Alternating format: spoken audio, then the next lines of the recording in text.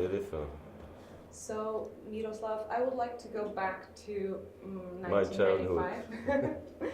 No, Yeah. not exactly. Oh, okay, thank No, I would like to go back to the time in which you returned to Prague, Mhm. 1995, and I would like to ask you, how did you feel when you came back to your country after the revolution, since you got out before that?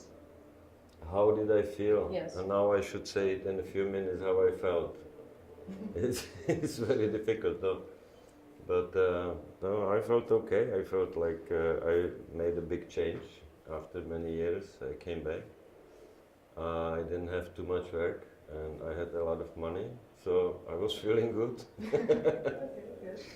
And then slowly I was making one film after another, and in the 90s the atmosphere in Czech Republic was good, so I was feeling good. Then around 2000 it started to break a little bit, and even in film, in the film area, even in political, area. Does it work to finance films in Czech Republic in the 90s and 2000, more or less? No, it works always the same. Always the same. Since I came back in '95, that means that there is a possibility to ask for a grant from state, from Ministry of Culture, and it's like half of the budget, and the second half of the budget is television. So usually you have an independent producer who gets the money from the state and asks the television to be a co-producer. So is it common for a television to be a producer for documentaries? Co-producer, yeah, Okay. yeah, very common. Yeah. And do you think that that influences in some way the documentaries that are made? No. You mean You mean the involvement of television? Yes, No, exactly. no, for sure no. Okay. So also I would like to ask if eventually, because you had some time apart from Czech Republic, if you felt that you were somehow displaced. Did you feel like you belonged to that country when you... Which country? Czech Republic. Okay. I feel displaced a little bit sometimes everywhere, but at the same time I feel at home wherever there is some group of friends and work, etc. So when I came back in '95 or '6, I didn't feel displaced. I felt very independent. Okay. And in '96 you made The Unseen, the movie that was Yeah, shot yeah. today. Actually, that was the first film after I came back, and it was quite a big How success. did you come up with this idea? I didn't come up with the idea. I just got a call from a producer from Czech television, with whom I made already one film before, when I was still in New York. And she showed me photographs and beautiful poetic photographs, and she asked, "What do you think?" And I said, they are fantastic. And she said, "They are made by blind children, and I want you to make a film about it." So this is how it came about, and it's pretty much the history of all my films. Somebody always suggests me. I never come up with my own film. In fact, I'm scared of my own ideas. But in the 90s you made almost 11 films, I think, in 5 years in Czech Republic. Really? I didn't count it. I don't know. I was counting. Yeah. At least I tried, yeah. It's possible. Yeah. But so, were there many stories being told that you wanted to tell as well at the time? No, only one. Out of these films, only one was mine, originally mine, meaning I came up with it. I pushed. Okay. And so I would like to ask if you have a tendency to show minorities, communities that are probably silenced from the general. Well, in generally, I do have a tendency to be interested in people who are on the edge of interest of majority. Yeah.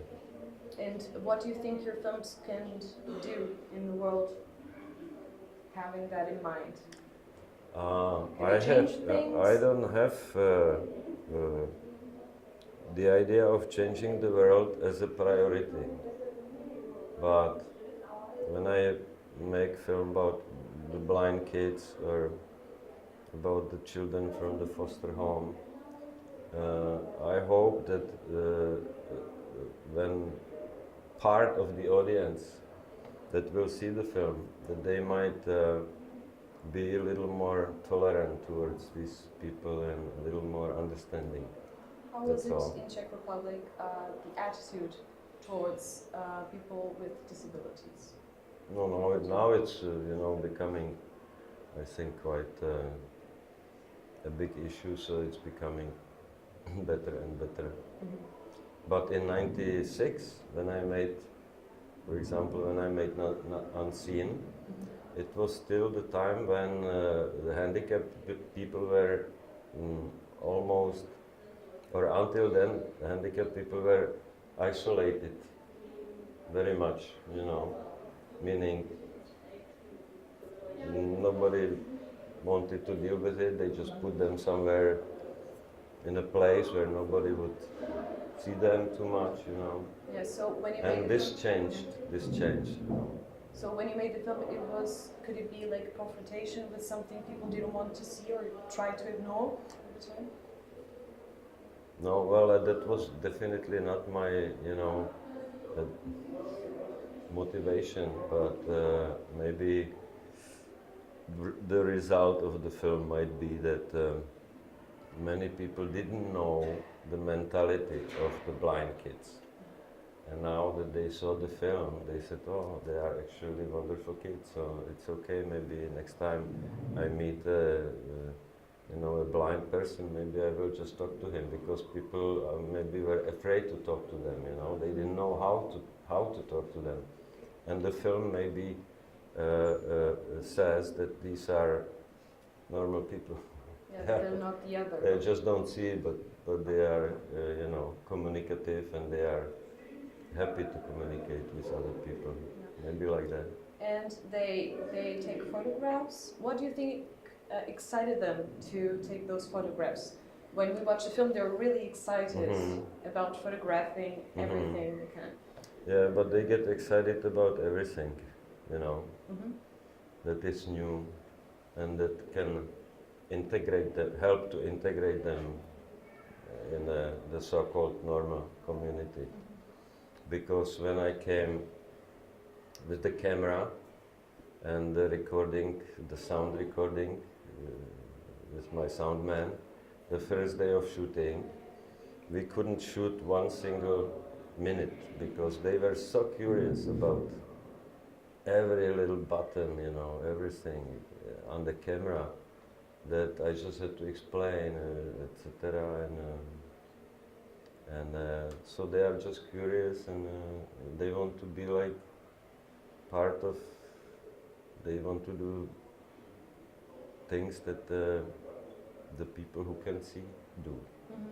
So do you think, for example, I feel like there's a different process of creating signification for them, and that they were trying to translate their way of seeing things into something that we, normal people, could understand. So they would transform something that is not visual into something visual for us to understand more or less what they're thinking, what they're seeing, but not seeing the same way. No, I think it's more simple. They just wanted to also take pictures like the people, other people. Okay. Yeah, and then show it to somebody, etc. Well, the whole idea for the film was born when this lady, Dana, who is the author of the story, she was working in this school, which is a boarding school, as a night nurse, and she's a photographer, but she cannot make a living only being a photographer, so she was the night, nurse or whatever you call it, somebody who comes at night and makes sure that the kids don't kill each other. And she, because she's a photographer, so she started taking pictures, and they hear the snapping, etc., and they got really interested in it. So she got them some more simple cameras, you know, still cameras, and they started to shoot, and she would on 35 black and white, and she would develop it, and after 3 years of this activity, she selected the most beautiful pictures and organized an exhibition. And it was really strange, she said, because like 50% of people reacted very badly to it. Like 50% of audience would say that it's a nonsense, it's stupid, how, you know, that the blind people don't know what they are shooting, so how, you know, and the reaction was so negative that this Dana decided that it would be good to make a film about it to show the motivation, you know. And the whole process. Yeah, it was a very strange reaction. That, you know, half of the people were, you know, applauding as beautiful, poetic pictures, but the other ones were strangely, you know, strangely, I don't understand it. And in this film as well, you choose children, and it's also feels like a certain topic that you usually bring in your movies. So why children? In my way, is there a reason why you choose mean children? for this film, or For this film, and for example your 2016 film, also with Asperger's. Children with Asperger's. So why children? In the case of Unseen, it's clear now, it's obvious, because Dana worked with these children, so it was a concrete group, concrete school, concrete children, so it's obvious that I made a film with these children. And apart from that, I made one more film with kids, from one film called From Foster Home, and one film with autistic kids. And in between, I made many other films without kids. So. I can see that you have a lot of. But I love to work with kids. I mean, for me, they are full of fantasy and you know, surprise and sort of natural way of expressing themselves, etc. And it's really always a big pleasure to work with them. I don't know if you know Audrey Stone's Of course. Earth of the Blind. Yeah. I did notice that there's this scene that's quite similar between both movies. But even though they're quite similar, it's the moment in which the child is playing, and in Audrey Stone's film you have the blind man also playing. But there's this, I don't know, I felt a lot of different feelings basically, because in your film it feels vibrant and colorful and joyful, and in Stone's film I feel a little bit more like a nostalgic feeling. It's also in black and white as well. But, do you feel like blind people have like a good representation in film? Are they portrayed as they want to be seen? In this film? No, in general. So I just picked up this scene because it's the same topic more or less, but it shows and brings up different issues. So do you think that by people in general are well represented in film? This is too theoretical, this question. We would have to see all the interesting films that were made about blind, and then talk about it. But I think what is more important, that you should talk to your director of this festival, because he asked me to recommend somebody for next year, and I recommended Audrey Stone's. Really? Yeah. Oh, amazing! Ooh, that's so good. Yeah. So you can. Earth of the Blind, you can bring this film and okay, good. Yeah, make a retrospective and ask him. He's better in answering questions than me. This last question, you know what I mean? Yeah. I don't know if they are well represented. It's too general. And do you think that, for example, unseen could be like, I know they're quite general theoretical questions, but do you think that that might be the blind gaze, like a film that shows the blind gaze, or is it, because we have male gaze, female gaze, and in this particular film, we see the photographs and we see the process. So could we be dealing with some sort of blind gaze? Blind gaze? Yes, like. Oh, you mean gaze like this? Gaze, yeah. Gaze? Yeah, the way of looking. Why not?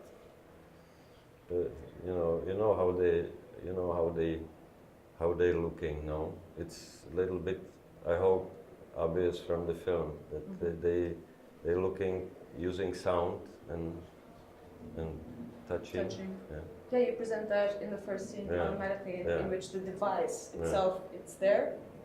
Was it also a way for them to get familiar with you, with your presence, to show them the material, to let them touch everything, or at least experience it before shooting really the movie? Well, yeah, I told you that about the first day of shooting, Yes, which was not a day of shooting because I couldn't shoot anything, but they were so curious about everything. So actually, this first scene in the film was inspired by the first day of shooting experience, But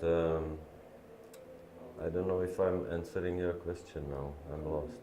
No, it's okay, it's okay. So I would also like to ask, do you have a preference of staying and being with the people you're trying to portray in your films? Do you feel this need of being with, for example, you were with these children for some time? Do you feel the need to let them get acquainted to you, to your presence, before you start shooting? Yeah, for sure, but it doesn't have to be necessarily a long time. And in the case of these kids, it was a very short time, because they are so perceptive, they really get to know you very fast, these kids. But also with the autistic kids, I didn't hang around for too long before starting shooting, It went fast then. But it's not a rule. Somebody likes to go for months and months before bringing the camera to meet the characters, but it's a question of method. Everybody has it different. And do you know? Did you follow some of those stories after making the film of your characters? You mean of Unseen or yes, what? Of Unseen. Unseen, not really. No. How was it like? How did they feel about you? Like a friend? During the shooting, I think we were good buddies. So in the separation process was simple and clear. Like this is our last day shooting, and yeah, okay. yeah. And then of course, then I brought the whole finished film to the school, and we showed them the film on a television, and that was a good show because they just commented, during the screening they commented a lot. They go by sound, and they were sometimes not satisfied with my choice of sentences, etc., because they said, "Oh, this guy, he's stupid. Why did you put him there?" etc. Kids. And what was their parents' or their family's reaction? Because in the film we don't see any adults, and I don't know how it was with their families. How did this film affect them? I have no idea. So they weren't present in that screen? No, only the teachers were present. And,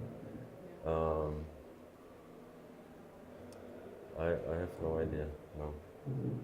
Because I never met the parents. Yeah. So, and do you think this might be a good way of creating memories of? I mean, I never met the parents in this film unseen. Yes. Well, in the autistic film, I met all the parents, and it's a totally different story. Yes. I haven't been able to see the movie, Mhm. but so could you compare more or less with this one? I don't know. How did you approach these children? Because I haven't seen it. Well, this unseen film was made through Dana, the photographer, and through the school. It was really, that was the deal. And so I really, with one exception, I never met the parents. And in the autistic film, I wanted to meet the parents right at the beginning because I needed their consent.